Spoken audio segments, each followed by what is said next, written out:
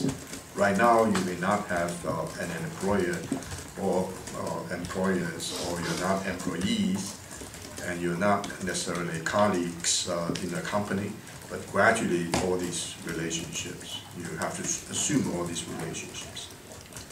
And yet, each one of them is universal.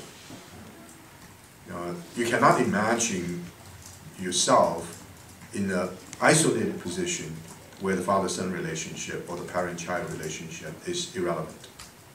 You cannot imagine yourself that friendship is not relevant. So, by placing yourself in a very specific situation, in fact, you experience an ever-extending networks of relationship. In fact, that's how you're being identified. So don't worry about your inner identity, because your inner identity ought to be relational, sociological. And that's a very powerful argument. And it may even have this idea you have to transcend your identity, because each one of them is fluid. You're a son, but before you know it, you become a father. And you're overcome by the authority of the father, and before you know it, your father depends upon you for care, for support. And that's true with many other relationships. In terms of the age cohort, you're young, you have all these fresh ideas. Before you know it, you have many, many new generations emerging, and you have to understand yourself in reference not only to your potential for further development, but the various kinds of forces shaped by your youngsters in trying to challenge and define who you are. So role ethics is very persuasive as a form of Confucian ethics. And let's just assume that's the case. In terms of care ethics relates to a pervasive sense of not only connected with other human beings, but connected in a sensitive and sensible way. Universal love is often criticized by the Confucian tradition as romantic. The universal brotherhood is something you imagine normally. It's difficult for you to experience because you experience things in a differentiated way, integrated way. And care ethics is very comprehensive, and it can extend not only to other human beings, but to animals, to plants, and even to inanimate beings. And so, care ethic is Confucian to the core. You cannot say Confucian ethics is not a form of care ethics. As earlier, you cannot say that Confucian ethics is not a form of role ethics. Now, if you look at virtue ethics, it's the internalization of values that are recognized by society, such as humanity, rightness, courage, trust. And these values will have to be internalized for you to become a virtuous person. How can you become a virtuous person? You become a virtuous person because your quality as a person exhibits some of the basic virtues that people recognize. And these virtues will have to be internalized, they have to be learned. Now, Confucianism as a learning civilization is certainly very much committed to these basic values. The good person, a good person, not to mention a person with inner quality, we say a person who exhibits trust, or a person who is beautiful, meaning the inner quality of the person radiates outward, and a person who becomes great. In other words, the person, when in the company of such a person, you have a sense of awe. And the person may be sagely. When you come close to the person seems ordinary. And the more you know the person, the more you know is transformative, powerful in this person. Not the ordinary sense of charisma, but in a sense of transformative power, which may turn out to be very gentle and sometimes implicit. And only when the transformation is not only an effect on the world, but self-transformation, will the person be considered as sagely.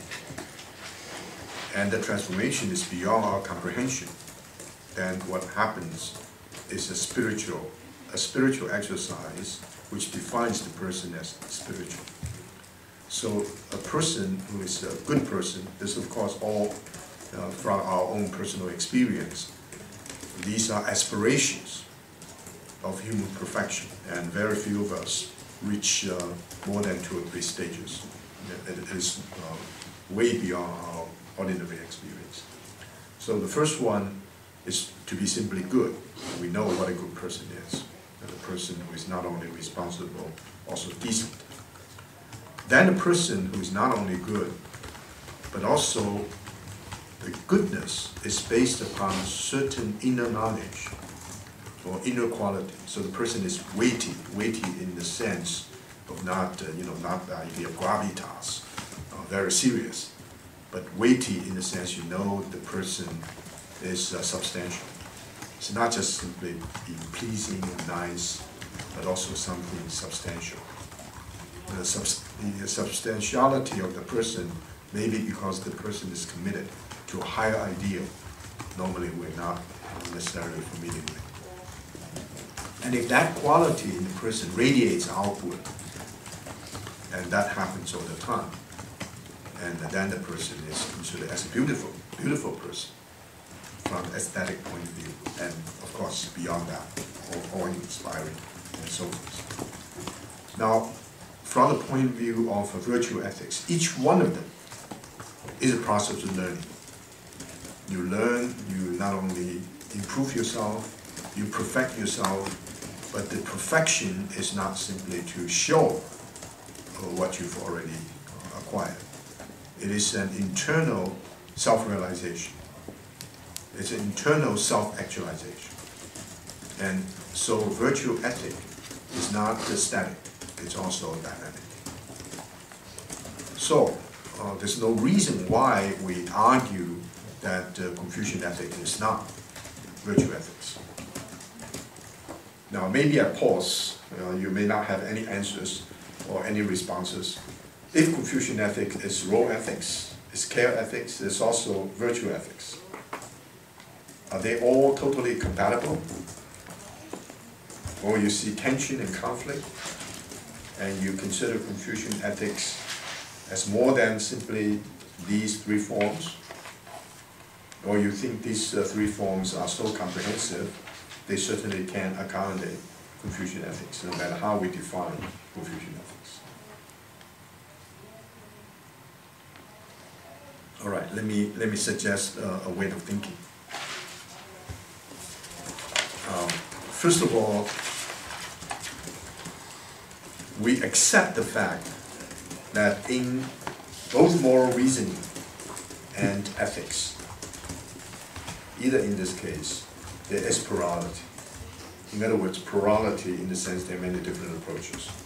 You have utilitarian, you have an ethics based upon the categorical imperative, based upon rule-governed behavior, and you can have many other forms. So you have to allow there is plurality in terms of your understanding of ethics. Not just one, but many ways. But you cannot accept, I hope you don't accept relativism in terms of anyone's ethics is good and fine for that person. I don't want to judge. I am open. I'm liberal-minded. I allow people to have different ideas, different ethics in a relativistic way. I don't want to judge, so long as the person functions within the domain of civility.